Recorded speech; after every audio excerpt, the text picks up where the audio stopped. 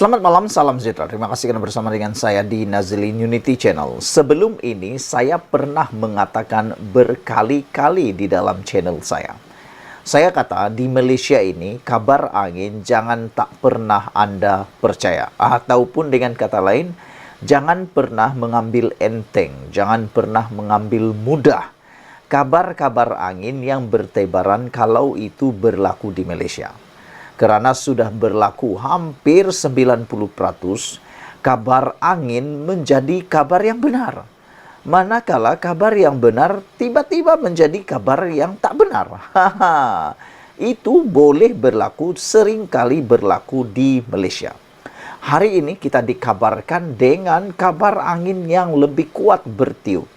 Bertiup kencang yang mengatakan kononnya PAS akan keluar daripada Perikatan Nasional. Wow, ini kabar angin, spekulasi yang sedang bertiup kencang di mana-mana. Sebelum kita teruskan ulasan kali ini, mohon kiranya Anda tinggalkan komen Anda berkaitan dengan kabar angin spekulasi yang bertiup kencang ini.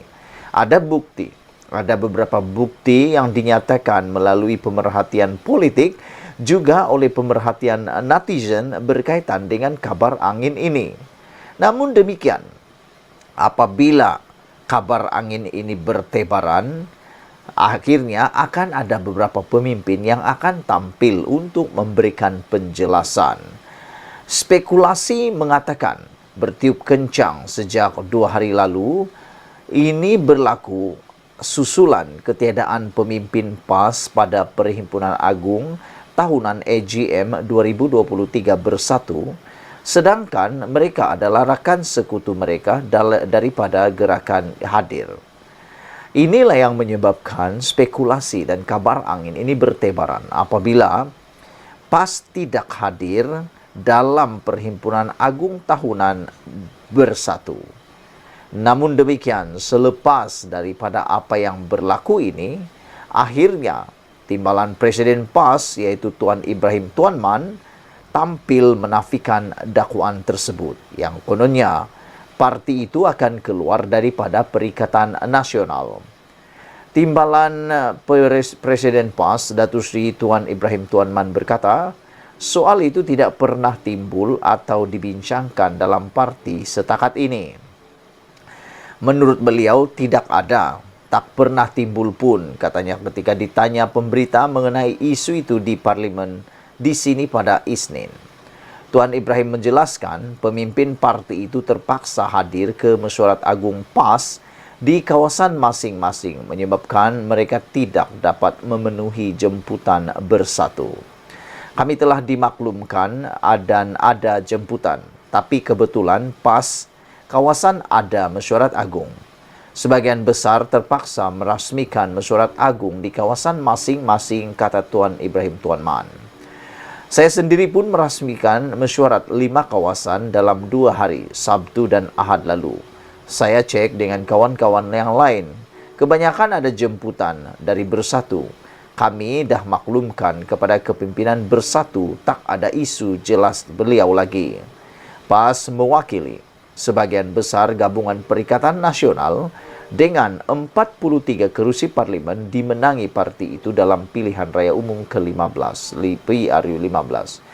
Sekiranya ini benar-benar berlaku, saudara-saudara sekalian, sekiranya benar-benar kabar angin ini menjadi benar, seperti yang sering kali berlaku, mungkin besar kemungkinan Perikatan Nasional akan bubar atau tumbang.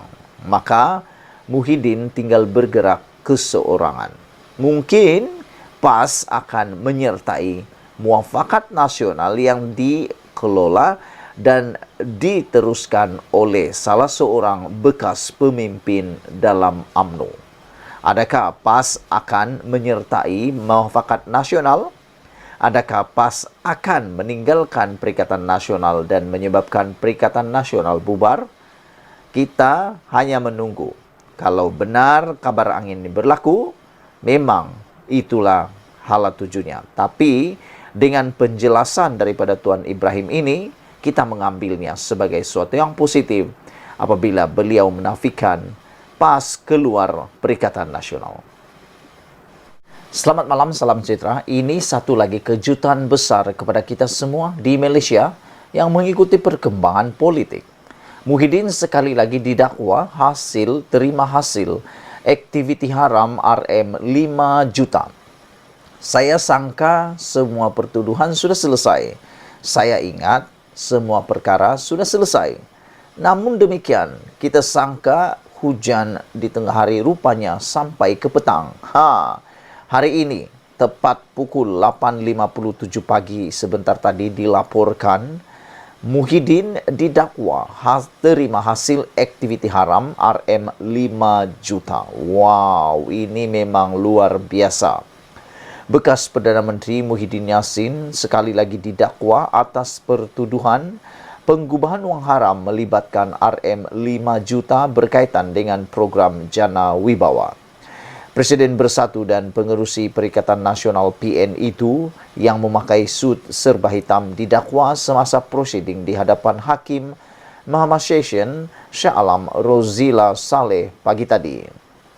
Pertuduhan penggubahan wang haram yang dibentangkan di bawah Seksyen 4 dalam kurungan 1 kurungan B mengikut Akta Pencegahan Penggubahan Wang Haram, Pencegahan Pembiayaan Keganasan dan Hasil daripada Aktiviti Haram 2001 dibaca bersama Seksyen 87 dalam kurungan 1 akta yang sama. Pemimpin berusia 76 tahun itu didakwa menerima RM5 juta hasil daripada Bukhari Equities dan Berhad yang disalurkan ke dalam akaun Bersatu pada 7 Januari 2022. Kesalahan itu didakwa dilakukan di M-Bank Cawangan M-Kop Mall, Jalan Persiaran Barat, Petaling Jaya pada 7 Januari tahun lalu.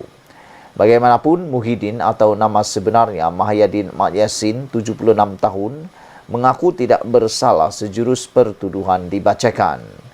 Mengaku tidak bersalah dan mohon dibicarakan, kata Muhyiddin. Ahli Parlimen Pagoh itu boleh dipenjara sehingga 15 tahun dan denda tidak kurang daripada 5 kali ganda jumlah atau nilai hasil daripada aktiviti haram berkenan dilakukan atau RM5 juta yang mana yang lebih tinggi jika disabitkan kesalahan. Terdahulu, Timbalan Pendakwa Raya SPRM Ahmad Akram Garib memohon mahkamah supaya mengguna pakai ikat jamin RM2 juta dengan 2 penjamin beserta syarat tambahan yang ditetapkan ke atas Muhyiddin di Mahkamah Session Kuala Lumpur minggu lepas.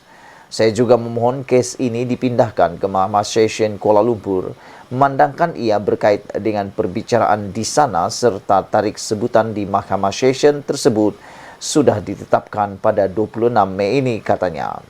Rozila kemudiannya membenarkan permohonan pendakwaan untuk mengguna pakai jaminan serta syarat tambahan yang ditetapkan oleh Mahkamah Session Kuala Lumpur, iaitu tertuduh menyerahkan pasportnya kepada mahkamah serta membenarkan kes itu dipindahkan ke mahkamah sama.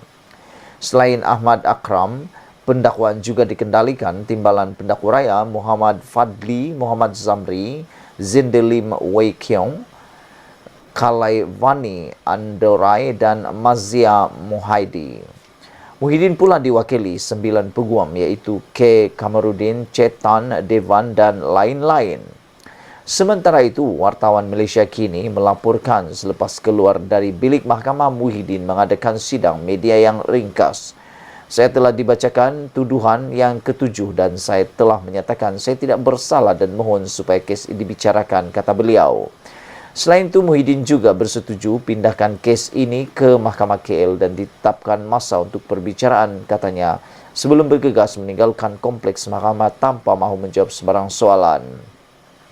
Presiden Bersatu itu tiba di kompleks Mahkamah Sultan Salahuddin Abdul Aziz Shah di Shah Alam pada kira-kira pukul 8.20 pagi dengan ditemani istrinya serta beberapa pemimpin parti, antaranya ialah Ahmad Faizal Azumur, Ronald Kendi dan Muhammad Razzi Jidin. Pada 10 Mac lalu, Muhyiddin, 75 tahun, dihadapkan di Mahkamah Session Kuala Lumpur atas 6 pertuduhan berkaitan wang dalam akaun Bersatu. Dia mengaku tidak bersalah atas 4 pertuduhan sebagai Perdana Menteri dan Presiden bersatu telah menggunakan kedudukannya untuk menerima suapan berjumlah Rm232,5 juta dan 2 pertuduhan sebagai Presiden bersatu telah menerima wang hasil dari aktiviti haram berjumlah Rm195 juta. Hakim Azura Alwi kemudian membebaskan Muhyiddin dengan jaminan sebanyak Rm2 juta bersama 2 orang penjamin serta diperintah menyerahkan pasport antarabangsanya. Sekian dulu untuk kali ini, ikuti terus ulasan selepas ini. Selamat malam, salam sejahtera. Terima kasih karena bersama dengan saya di Nazilin Unity Channel. Akhirnya, satu lagi rahasia didedahkan oleh SPRM berkaitan siapa Datuk Roy yang dicari-cari selama ini dikaitkan dengan siasatan kes Jana Wibawa. Sebelum kita teruskan ulasan kali ini, tolong tinggalkan komen Anda, tekan butang subscribe. Hari ini, SPRM akhirnya mendedahkan identiti sebenar Datuk Roy. Muhammad Husin Muhammad Nasir atau Datuk Roy didakwa menjadi perancang utama kes rasuah program Jana Wibawa. SPRM atau Suruhanjaya Pencegahan Rasuah Malaysia SPRM sedang mengesan seorang lelaki, Muhammad Husin Muhammad Nasir atau digelar sebagai Datuk Roy, bagi membantu siasatan agensi anti rasuah itu. SPRM dalam kenyataan berkata lelaki berusia 54 tahun itu beralamat terakhir di RRM Semambu, Kuantan, Pahang. Mereka yang mengenali atau mempunyai maklumat lelaki itu diminta menghubungi pegawai penyiasat Muhammad Ashraf Mustafa di talian yang tertera. Semalam FMT melaporkan seorang lelaki berusia 50-an yang dikenali sebagai Datuk Roy dicari oleh SPRM kerana didakwa menjadi perancang utama kes rasuah yang berkaitan dengan siasatan badan anti rasuah ke atas program Jana Wibawa. Difahamkan lelaki itu pernah dipenjarakan kerana kesalahan rasuah sebelum ini. Program Jana Wibawa diperkenalkan pada November 2020 oleh Kerajaan Muhyiddin Yassin sebagai inisiatif rancangan COVID-19 untuk membantu kontraktor Bumi Putra. Ia menjadi kontroversi selepas Perdana Menteri Anwar Ibrahim mendedahkan kos yang terlibat dalam projek. Beberapa projek diberikan adalah terlalu tinggi dan beberapa juga tidak melalui proses tender. Muhyiddin didakwa atas tuduhan salah guna kuasa dan pengubahan wang haram. Bulan lalu, 2 lagi ahli bersatu didakwa menerima rasuah berhubung Jana Wibawa. Mereka ialah ahli Parlimen Tasik Gelugur Wan Saiful Wanjan dan Timbalan Ketua Bersatu Segambut Adam Radlan Adam Muhammad. Saudara-saudara sekalian, mengimbau perkara-perkara seperti ini apabila orang-orang tertentu perancang utama untuk kes-kes besar seperti ini dicari SPRM, akhirnya kita mengingat kesamaan dengan kes 1MDB yang mana perancang utamanya yaitu Jolo sehingga ke hari ini masih belum ditangkap, masih belum berjaya ditangkap dan masih di dalam pelarian. Menjadi persoalan kita malam ini ialah adakah Datuk Roy ini juga akan menjadi seperti Jolo yang juga menjadi pelarian? Semoga akhirnya SPRM akan dapat menangkap Datuk Roy ini. Jangan sampai Datuk Roy ini pula akan terlepas dan akan menjadi pelarian di negara lain. Sedangkan lain pula yang dipenjarakan, lihat saja kepada Najib Tun Razak. Yang berlaku ialah Najib dipenjarakan manakala Jolo masih bebas dan entah di mana belum berjaya ditangkap lagi. Sehingga kan menimbulkan polemik, menimbulkan ketidakpuasan hati para pemerhati politik dan pengikut-pengikut politik Malaysia. Sehingga menimbulkan rasa tidak puas hati kerana Jolo masih belum lagi berjaya dihadapkan ke muka pengadilan.